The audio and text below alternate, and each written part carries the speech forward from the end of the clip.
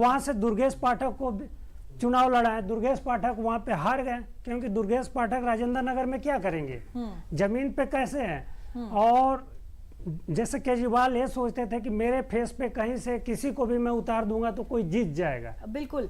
देखिए इसी बात पर रतन मणि लाल जी, इन्होंने कहा रबर स्टैंप, आतिशी जो है रबर स्टैंप थी, लेकिन देखिए एक बहुत बड़ी आयरनी, आतिशी तो जीत गई अपनी सीट पे, रबर स्टैंप जो है उन्होंने जीत हासिल कर ली, लेकिन अरविंद केजरीवाल जो है खुद अपनी सीट से ही हार गए।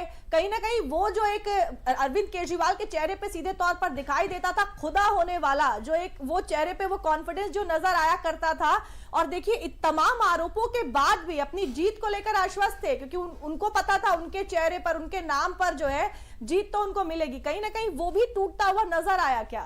बिल्कुल, ये बात दिल्ली में काफ़ी सर्वविदित है कि अरविंद केजरीवाल अपने आप को ये मानते थे कि उनकी पार्टी में और जब तक उनकी सरकार थी तब तक उनकी सरकार में सिर्फ और सिर्फ वो होगा जैसा वो चाहते हैं, और बाकी सारे मंत्रियों की या बाकी अन्य लोगों की भी कोई बहुत ज्यादा से नहीं थी। रतन मणि जी, एक बार फिर से आपको रोकूंगी। यूपी की मिल्कीपुर सीट से बीजेपी के चंद्रभान पासवान 44,460 वोट से आगे। देखिए मिल्कीपुर की भी जो तमाम अपडेट्स है वो हमारे तक पहुंच रही हैं। यूपी की मिल्कीपुर सीट से भी बीजेपी के चंद्रभान पासवान, बड़ा दांव खेला था बीजेपी ने, पासी चेहरे पर वो आगे चल रहे हैं 44,000 वोटों से ज्यादा।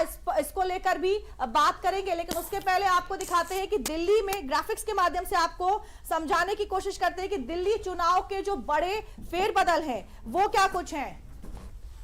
लेकिन उसके पहले मिल्कीपुर पर एक सवाल ले लेते हैं शिव शरण सिंह जी। देखिए मिल्कीपुर को लेकर भी हम लगातार बात कर रहे हैं, कैसे देखते हैं आप, बीजेपी के कैंडिडेट वहां से आगे चल रहे हैं?